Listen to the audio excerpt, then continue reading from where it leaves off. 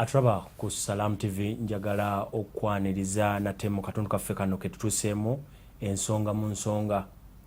webale kuba nti okyali naffe webale kuzuukuka naffe buli lunaku ngera bwe nkusaba njagala bw'obeera ng'ozuukuse TV gy'osooka okutega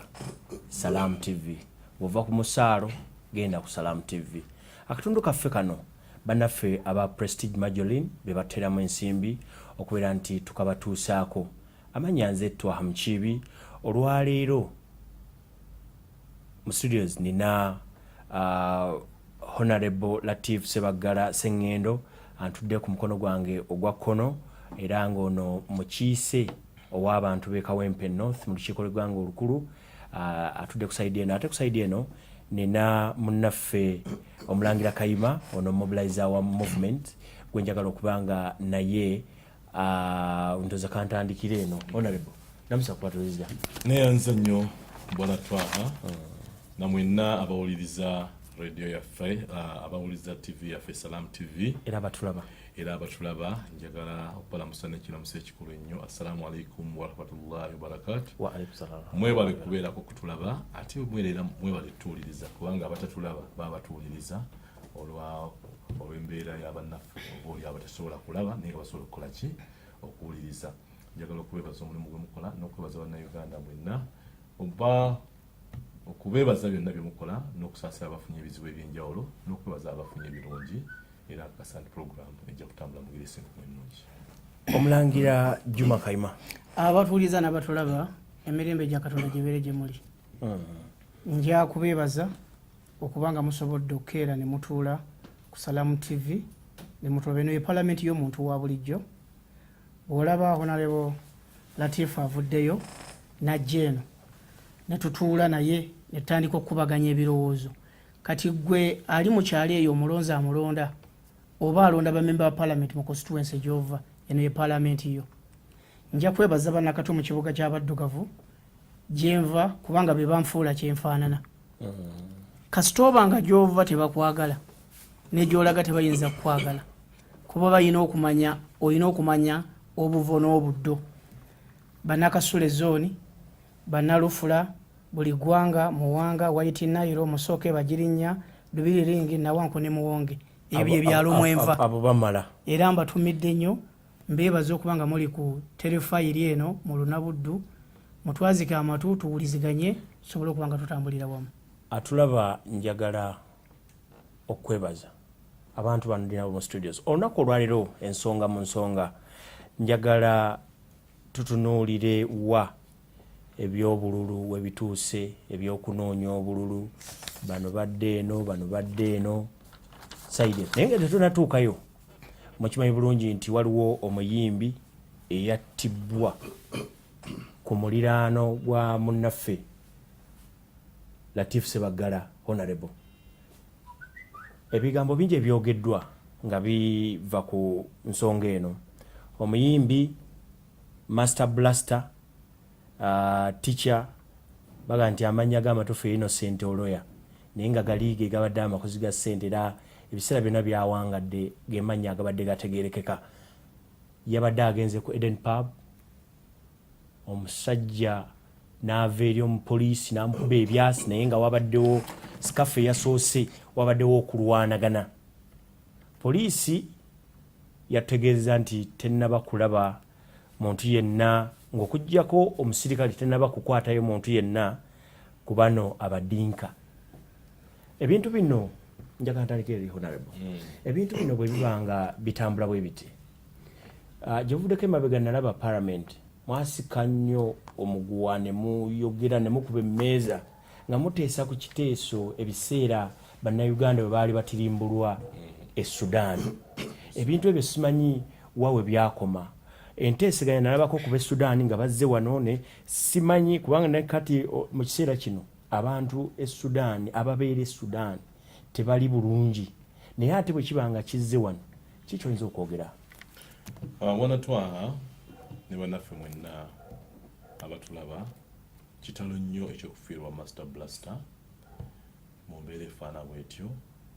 ate ng'enfa gy'afuddemu kwegamba eyongera okulagira ddala ettima ery'ekika ekyawaggulu naye nga sinaba kugenda ku master blaster njagala era okusaasira abazadde bonna abafiiriddwa abaana ku nyanja mu binu abaana bato abamu bali mu faaka abalimu bali mu ki abazadde mutwala obuvunaanyizibwa mutuleku n'abaana abaana mubakuze baleme kwekuza n'olwekyo ekyo kimaliriza naye katugende ku kino ekya munnaffe ayattiddwa nga bannayuganda mu East Africa wano nga tugenze mu Africa yonna tewali ggwanga lisinga bantu balamu eggwanga lisingamu abantu balamu eggwanga lya Uganda eggwanga erisingamu abantu abamanyi bannaabwe n'okusembeza eggwanga lya Uganda naye bw'olabanga bannaffe e South Sudan ababadde wano ebbanga lyonna ne tubajjajjata ne tubawa ebyokukulira ne tubaguza n'amataka ne bawasa n'abakyala muffe nga basobola okututilimbulira ewaabwe ekyo ne tubeera nga ffe mu kukyogeraku mu palamenti olukiiko lwakwata omuliro ngetwetwaga lwaki kiki ekikibeeze e South Sudan nga bannaffe tebatwagala ate nga n'amagye gaffe gigali South Sudan kukuuma mirembe gyabwe nakubataasa naye bwe kibeera nga olwaleero nga tulaba nti bannaffe abo okusinziira nga ebyogerwa nti balina akakwate ku nfa ya munnaffe Innocent oba Master Blaster twetaaga okusooka kwa byonna bannayuganda sandyagadde tusuule ekitone kyaffe ekirungi kyetulina ekyobutatwalira amateeka mu ngalo ekyokubeera nti abantu ennyumba babadde bajokyeza mbasaba tukkakkaneko ate ennyumba gye bayokya ya Ssentongo mbasaba tukkakkaneko bali bapangisa tusooke tumale okulaba n'okukwasaga poliisi obuvunaanyizibwa obw'okunoonyereza ensonga eno etuuke ku nkomero yaabyo kubanga tumanyi bulungi nnyo nti ffenna twalumiddwa nammwe bakwano Master Blaster mwalumiddwa nnyo naffe ffenna nga bannayuganda naye ate bwe tugamba nti ffenna ate tutandike ate kukola bikolwa bya kutwala amateeka mu ngalo n'alumanya ne ssaalumanya bayinza okugenderamu mu mbeera efaana bwetyo n'olwekyo tusaba poliisi etwala obuvunaanyizibwa bwayo naye ffe nga bannansi bannayuganda ejjoogo lya bannaffe bano kubanga abantu tufunye okwemulugunya kunene ku Basudaani bano gye bapangisa amayumba abamu gye babeera gye bakolera olabira ddala nga ate balinga abali mu South Sudan nga bali mu Uganda kugamba eddembe lyetubawadde ate baagala kulifuula nti bannayuganda banafu basobola okukolwako effujjo erifaana bwe ekitali bwe kityo. Twanza nnyo mulangira ensonga gw'oziraba otya ekyokubeera nti Abasudaani bajja wano ne bakola effujjo si be basse naye ate effujjo kwe byavudde poliisi tenna bwe yafunyeeyo mu Sudaani yenna simanyi egamba nti ekyanoonyereza nja kutwala omukisa guno okusaasira abooluganda lwa Master Blaster oloya Innocent kitalo nnyo ekyokuviibwako omukwano gwaffe tuli ffenna mu kaseera akazibu kano abayimbi bangi basuze ku National Theatre nga bakungubagira muyimbi munnaabwe era nja kwebaza abayimbi olwa solidarity gye bagenze balaga mu bannaabwe ate ne bayiye ne bafuna ekifo we bakuŋŋaanira sigamba nti bano bati balina bwe babeera naye bwe bafuna ekifo ekyawamu ekyangu okulagirira bakuŋŋaanirawo ne bakungubagira wamu kitalo nnyo ekya Master Blaster n'abawagizi be bonna naye nja kusaba poliisi tugireke ekola omulimu gwayo era nnyongere okugisaba erage obuzibu buno bwe bwavudde kuba nalabye okuterefayiri kuno ng'omwogezi wa poliisi mu Kampala n'emiriraano ng'ayogera ng'agezaako okutuusa ensonga nga bwe kyabadde tuze tukigoberera naye sooka ne weebuuza Master Blaster yabadde kuki nti yabadde babayise Sudanese bagiyita Dinka's Night yeah ndozola Uganda bweyina emirembe kati mu mirembe egirimu ffe tugyeyambisa ate okugyonoona kuba ffe tukozinga insecurity mu mirembe ne tugijjawo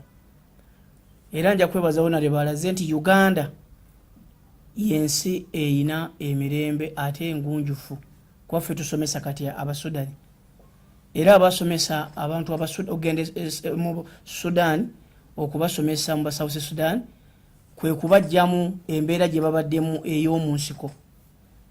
babazze mu mbeera y'obuntu era ba facilitators abasinga badde bava mu Uganda kyekiraga nti Uganda ye ate esukkulumye ku nsi endala ezituliraanye era ola n'enteeseganya ezizza emirembe mu nsi ezituli okumpi ezibamu obutabanguko President wa Uganda abeera musaale naye ku kyabaddewo poliisi eri ansalebo ku kintu kino kyamukisa mulungi amawulire twagafunye nti eyakubye omuyimbi ono amasasi mukwata ali munda omupoliisi naye ekibuuzo ani ya communicatinze ne poliisi yabadde Emma ono Emma ye nanyini Eden bw'aba nanyini Eden ani yayise omuyimbi ono okuyimba sisuubira nti omuntu agwa bugwi mu kintu n'akwata akazindalo n'ayimba naawe kennyini owa nanyini Eden oyina security eyiyo abamu bateekawo bakanyama waliwo private security organizations zebateekawo ne bakuuma ebifo ebyo bwabaawo embeera etali nnungi basobola okugikkakkanya kuba omuntu omu tayinza kubalema kukkakkanya ng'ali mu bali abangi nabo basobola omwekwatira naye waliwo cause gye naali agadde poliisi enoonyereze mu communicating nga bakubidde muntu persona ng'owa police officer bakubye ku 99 yazze omu bakubidde osiwe Kawempe okusinziira ku station yakubye ku station. If that police officer is intelligent, is a senior officer, era bukiri gwe bakubidde amame gyeyunga ujeyunzi ono ali trained kubanga tuyina enkola gye bakolamu nti bw'oba okkakkanya akajagala lisasi balikuba mu bbanga yali kubye siringi neeyiikira abakyankalanya ne bakkakkana bonna wansi yamukubye essasi limu ngambye nze saabaddewo nga bakuba bw'aba akuba ng'ozze kukkakanya akajagala okuba mu bbanga buli aliwa agwa ku ttaka kuba kati abantu baffe bali trained bakoze kyaka mu kyaka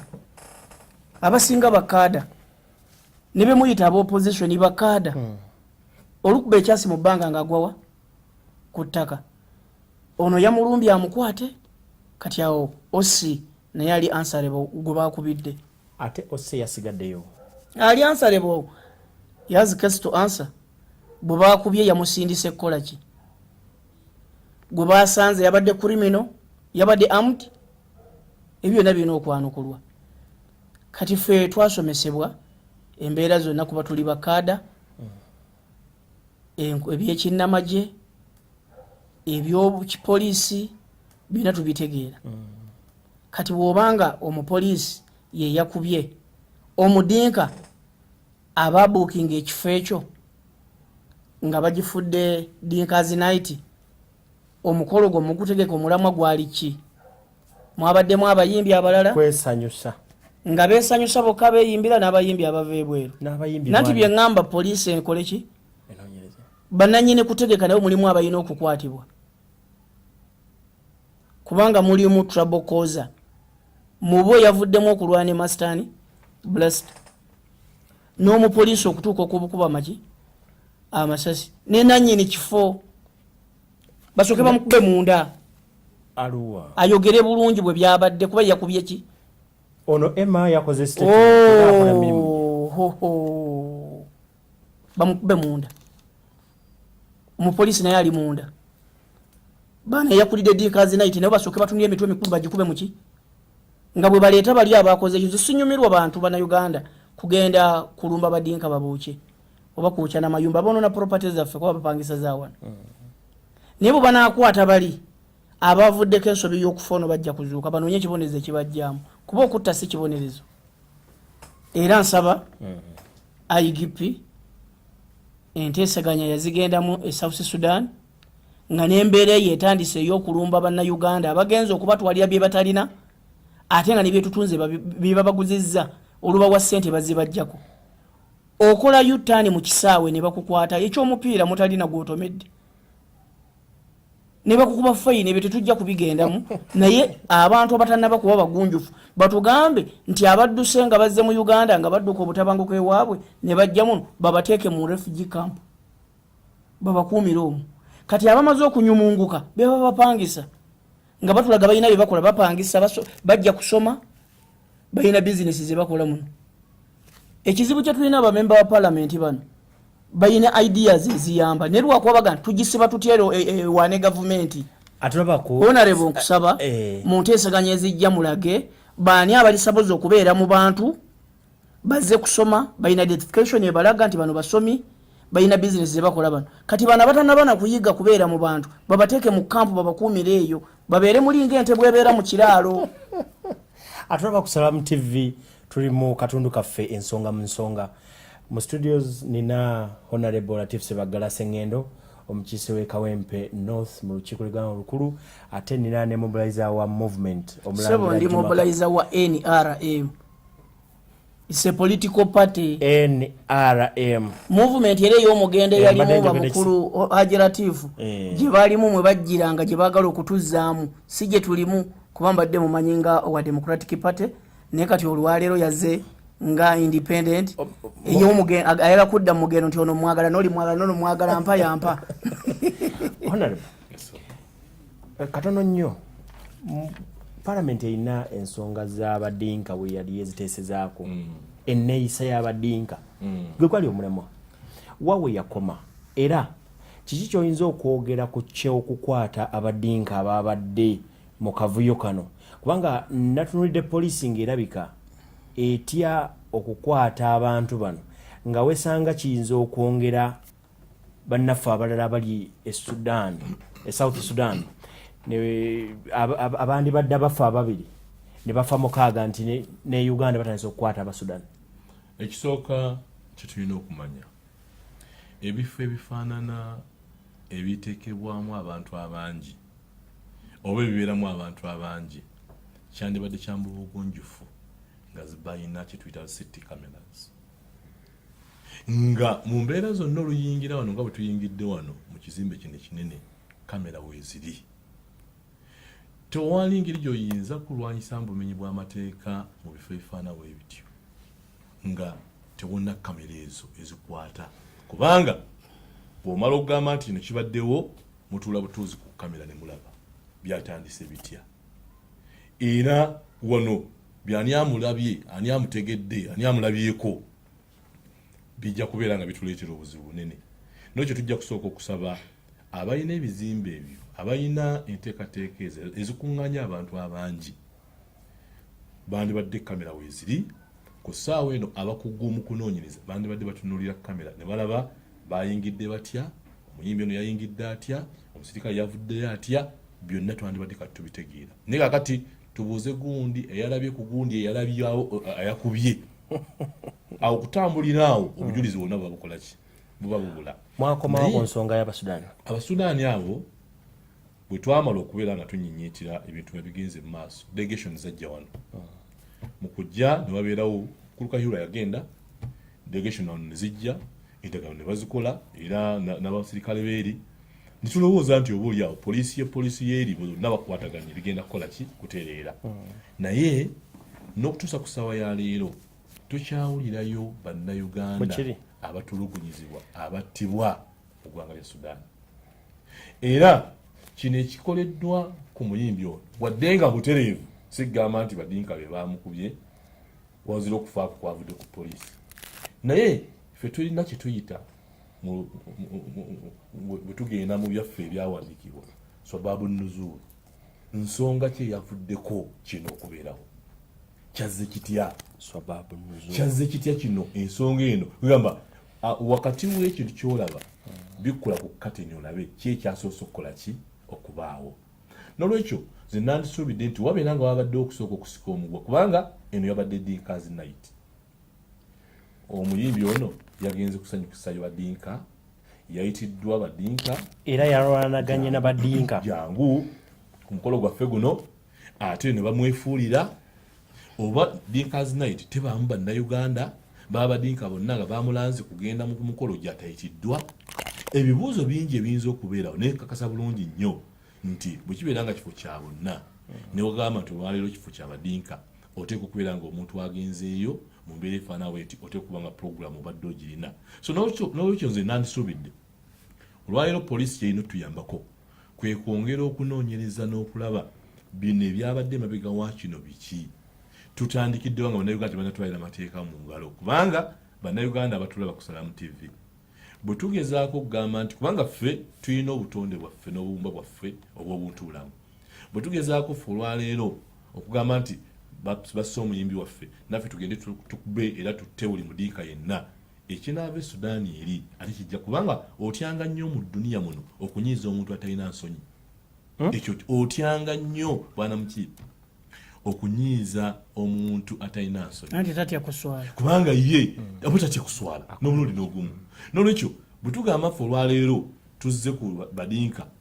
baganda baffe ne banyinaffe abali e South Sudan tuba tubaleetedde obuki obuzibu mu mbeera zonna tugumiikirize tukakkane poliisi ekola ogwayo poliisi ogiwa amagezi okusigala nga ebuuza terina mudinka gwekutte nakyo kiyinza okwongera eddembe lya bannayuganda abali ebweru bwe tugamba nti poliisi ekola ogwayo bannayuganda bali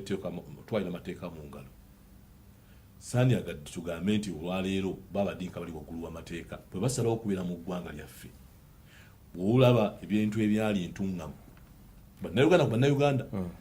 naye era oluvannyuma baatugamba nti ono babakutte batutene mu kkooti nolwekyo twandyagadde okulaba abadinka nga bakwatibwa nga ffe tetukutwalira amateeka mu ngalo ng'abannansi naye poliisi ekola ogwayo ekwate abadinka bonna ababadde mu kkobaane lino tulabe ekigenda mu maaso ffe tubateeke mu mateeka tuleme kukozesa ani amulengedde oba ani amukulu. Mulangira Kayima, so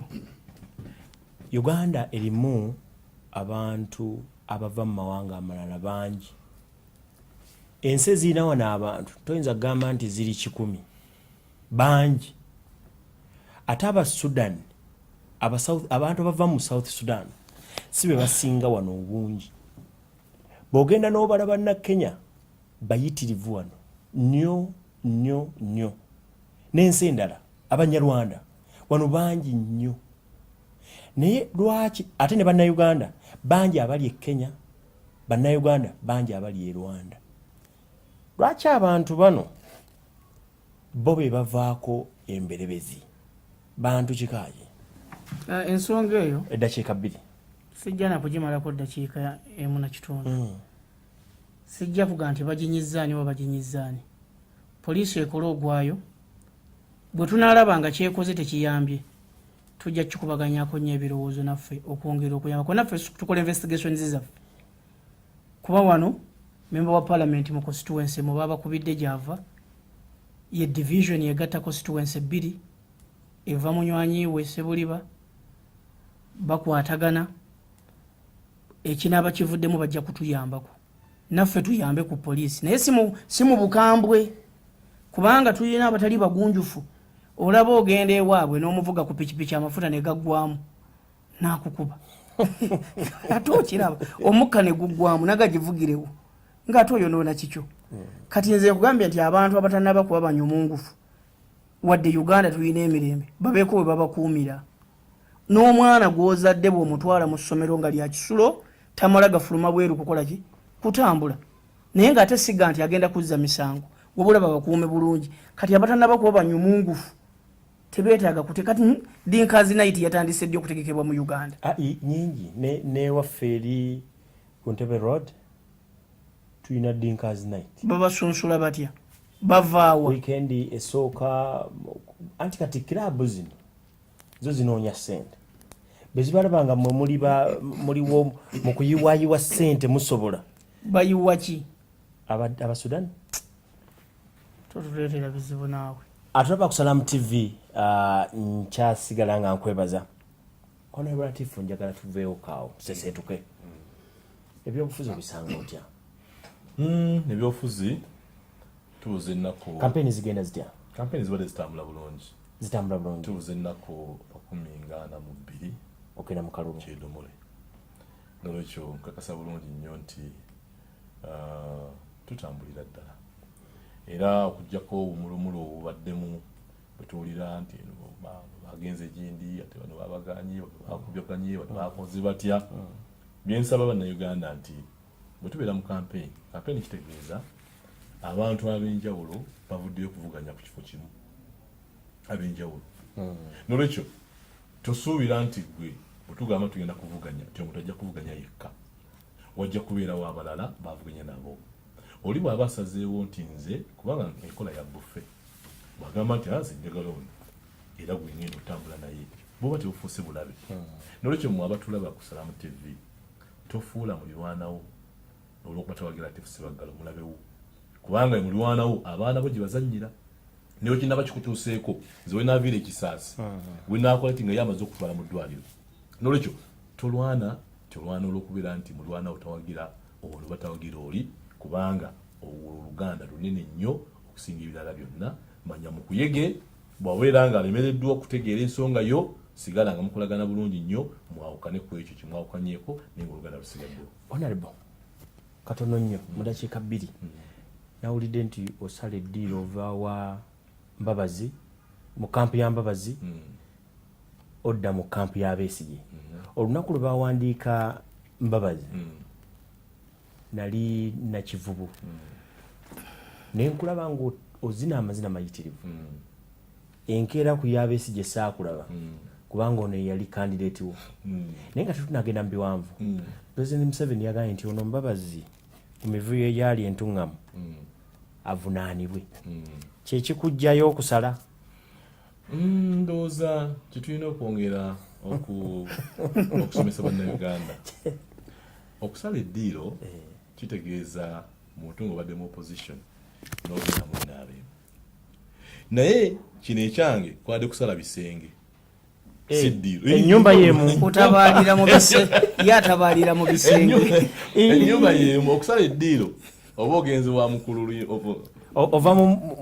eno odda mu movement. Bw'oba ovudde mu movement bw'oba ovudde katugambe mu opposition gyendi n'ogenda mu NRM toli mu opposition oba osaze eddiiro oli mu independent mu mbeera efaana bwetyo. Oyo opposition atali mu yero wa opposition bwetyo. So kakati obutamala nnyo budde buwanvu history wa gye twatandikira twalina omulamwa gwa kufuna candidate omu era bonna ne babeera mu ambuleera ya TDA era singa TDA yakola omulimu gwayo bulungi ennyo negamba tuvuddeyo na Kano Kisa Besigye ffenna ku mulundi ogwo gwasooka twandibali tuli wa Besigye. Singa yavaayo negamba nti omukulu wa mama Mbabazi gwe tugenze nayo bonna bakkiriza Besigye akkiriza n'abalala era yandibadde omuntu ki omuntu bwe kyagaana ne bagamba nti bannange kino kitusussa obuzito bannayuganda mwesalirewo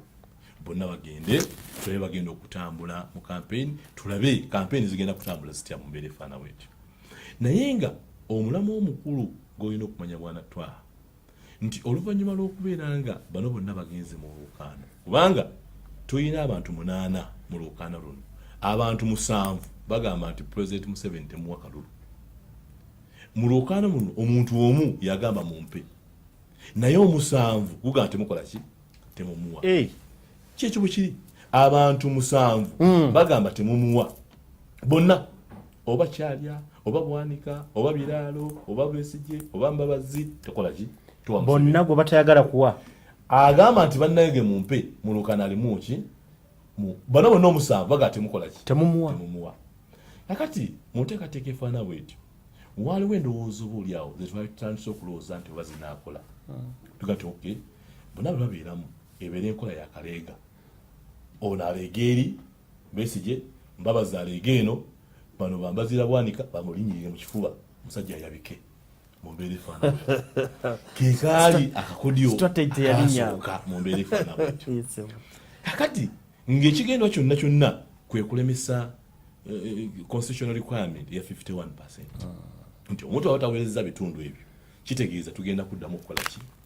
okubeera nga tuddamu akalulu. Naye bwe twongera okujjukira abakulembeze ba Africa naddala abaluddewo nga Mr. Museveni omukulembeze wa Africa aluddeko kasita ogamba nti agamba nti atuuse mu mbeera emutwala mu second run nti bagenda kuddamu kiba kitegeeza awedde. N'olwekyo akola obukodyo bwonna obw'enjawulo okulaba nti kiggwa ku olwo nga 18 mu mbeera efaana bwetyo. Kakati bwe nalabye ebyo byonna tugaa nti oke bano bonna 7 bonna tubaagala kubanga bonna bagamba Museveni akole ki akomaawo naye twetaagaani mu kaseera kano bonna tukola ki tubaagala naye twetaaga ani nengamba nti okusinziira nga bwe tumanyi ba dictators ba Africa tulina kubeera nga ffenna nga tumaze okugamba nti bano bonna bamaze abagamba bonna Museveni akomaawo bonna tumaze okulaba buli omu bw'asobodde okutambula mu kampeyini n'engeri bannayuganda gye bamwanirizaamu abagala enkyukakyuka nenga nti tugezeeko okulaba nti ffenna tubeera mu kisinde kimu ekigenda okuleeta eggwanga lino okuleeta enkyukakyuka senzeggu mu mbeera efaana bwetyo naye tekitegeeza nti bano abaala 7 bonna 6 bagamba nti Museveni tumuwa kalulu nti tetubaagala naye twagala ku ssaawa zino omuntu gwe twetaaga ayinza okulaba nti enkonga eri mu kkubo eruddewo emyaka 3 tugikutte tutya ffenna awamu okulaba nti tugijja mu kkubo bannayuganda beetaaga naye ate tolaba nti kati gozzeomu okuva ku sayidi ya Mbabazi sayidi ya Mbabazi TDA yalina gurupu z'abantu eziwera 5 ebibiina byonna byasigalayo Besigye n'ajja yekka kati gwe ate ogamba ngenzi wa Besigye twegatte ekintu tokibaze bubi kyolina okumanya bwana twa n'abatulaba nti ebyokugamba nti oba bano baga sanyagade tudde mu debate ebyokugamba nti ebibiina byali bimeka kubanga buli kibiina okibala mu maanyi gaakyo mu mbeera efaana era ojja kwesanga nga ebibiina olyaga eti kibiina kino kivuddeyo naye ekibiina ekyo kivuddeyo ku ground kiyimiridde kitya kiina maanyi genkana wa ku ground mu mbeera efaana nolwekyo si kyagamba nti muwendo gumeka ogw'ebibiina ebivuddeyo naye twagamba nti oke batambudde mu kutambula kuno kwonna era baalimu n'endowooza ega nti naaba tumaze okutambulawo ne tumaze okulaba buli omu bwafaana tujja kuddamu tuteese tulabe kubanga tekinnaba kubaleeta era okuddamu okutuula kati gweokulembedde enteekateeka gye nkulembedde yo kwe kulaba okuteeka bannayuganda mu kifaananyi nti yes ono alabika nti alina enkizo ffe bwe tugamba nti twagala okulaba nti 18 tukuuma obuwanguzi bwaffe tugyewo emyekwaso gyonna ffenna tutandika okusaggula nga tusaggula tuteeka mu kisawo kimu eddakiika 2 ekyokuvunaana Mbabazi ku bintu ebyali entuŋŋamu pulezidenti nga bwe yakisabye kibe okyogerako ki nza President Museveni agenda oluusi neerabira nti ali mu kalulu neerabira nti candidate kubanga candidate yayogera kino kijja kukola bwe kiti bano bamukwate bano bamukole bwe muti naye ekintu ky'entuŋŋamu ndowooza kampu y'ekitiibwa Mbabazi oluvannyuma lw'okuyita mu bikwagula ebingi mu lalezi ez'enjawulo ku luno yagenda entuŋŋamu nga yeetegese kyewuunyisa nnyo olwaleero era wegamba ebyewuunyisa biri mu ggwanga nti omuntu akubye enduulu okumudduukirira ate yafuuka omulabe yafuuka omukyamu bwe babeera nga abantu baali beetaasa nga abantu babatraininga ne babatendeka obukodyo obuwekwetaasa omuntu weetaasa otya ku muntu azizza okukola ki okutwala obulamu bwo oba okutuusaako obulabe nze nkakasa bulungi nnyo ti kampu ya Mbabazi yali yeetaasa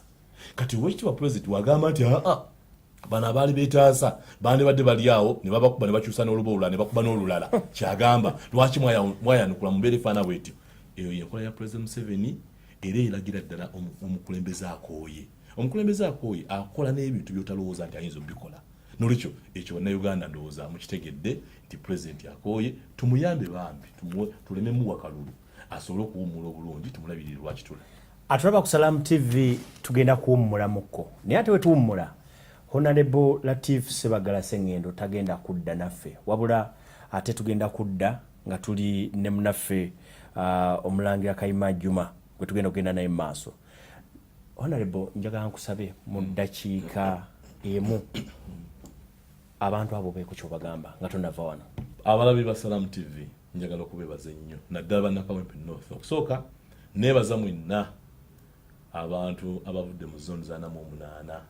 buli zooni ekiikiriddwa abantu abawirako ddala era abadde mu lusiika lwaffe olutwadde odda lunaku olulamba mu Kisaasi College School. Mwebale kujja mu bungi, mwebale obuwagizi bwonna era awo tusibidde n'ebyo tunywezezza bye tuba tutambuza twagala campaign eterimu kusiiga nziro, twagala campaign eterimu bukyayi, twagala campaign eterimu kusika bipande byabalala nga amolege mungambye nti ebipande byaffe babiyuza babikola batya. Ne bagamba nti mwe temukwata ku kipande kya mulala. Bw'ayuza ekipande kya Latifu Ssebaggala Ssenngendo aba tamuyuzizza mu mutima gwo. Abo bakole ebyabwe lwaba bamaze okunafuwa mu ngeri efaana bwetyo obeera abantu balamu nnaku za ku mwezi 18 akabonero kange radio nze eddoboozi lya mwenna oba oli wa NRM oli wa DP oli wa FDC oli mundayo ku Muganda oli wa ggwanga oli wa ddiini ki eddoboozi lya mulitasa eritavumbeera Latifu Ssebaggala Ssenngendo mukulembeza mulamu ki mukufunze omulamu gutya kiki kye mutunda eri abantu kati ekitundibwa eri abantu mu mbeera efaana bwetyo okuggyako nga omuntu azze mu Uganda olwaleero tekyetaagisa na kwogera bingi embeera bannayuganda gye balimu gavumenti y'abannaffe efugidde ebbanga lino emyaka 3 lyetuusizza ku bannayuganda n'olwekyo embeera yakwejja kufuga bbi eri NRM yakwejja kufuga bbi litusibidde mu bwavu ebbanga eddene mu nteekateeka efaana n'olwekyo ye message eyo ey'okugamba nti bannange tetulina kiyinza kutambula ng'akitambuza mukulu akooye n'olwekyo bw'akoowa n'ebirowoozo byonna byawa biba bikooye. Ate ku Salamu TV ngenda kummulamu era bannaffe aba Prestige Majoline bagenda kutuyamba naawe ali eyo funa omugaati gwo kacaayi sawa za kumakya siiga ku mugaati gwo Prestige Majoline osobola okubeera nga ofuna ekiriisa ekirungi. Kansooka empumulemu katono tugenda kudda saagala oveewo.